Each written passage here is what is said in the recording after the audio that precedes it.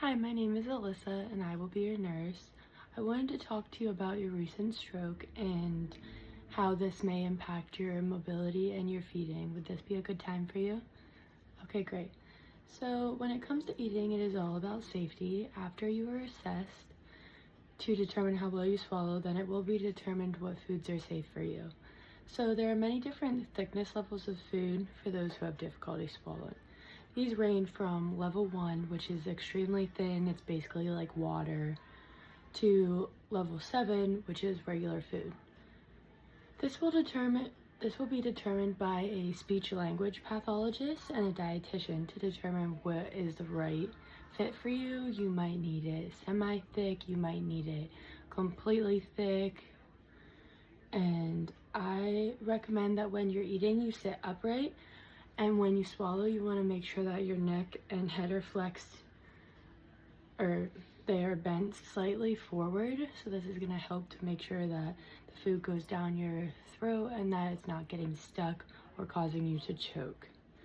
So a straw is not recommended until you're approved to use a straw, as this increases your risk of stroke or choking or aspiration. So until it is determined how the stroke has affected your swallowing, it is recommended that the first time you eat with a nurse present or an aide, and then ensure that you are focused while you're eating to make sure that you're avoiding choking. And then once we see how well you eat, you may be able to eat by yourself. You might be able to eat with just your caregiver when you go home. So I know this is a lot of information to digest about feeding. Can you repeat back to me what you remember that we talked about? Thank you. So I will provide you some reading material for all this information as well. Now I want to talk about mobility if you're still open to it. So the biggest benefit with mobility is to start movement and walking immediately after the stroke, as being immobile can cause blood clots, pneumonia, and pressure sores from remaining in the same position. To ensure your safety, it will be determined by a physical therapist when you start walking to determine how it affects you.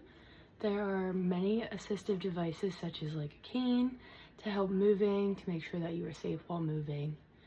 And we will come in every 2 hours to do range of motion with your extremities, which means just basically exercises.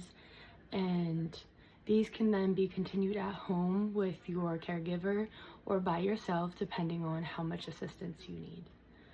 So now that I've finished talking to you about mobility after your stroke, can you repeat back to me what you remember from our discussion? It sounds like you understand, so I will provide you informational reading material for this topic as well. Do you have any questions for me?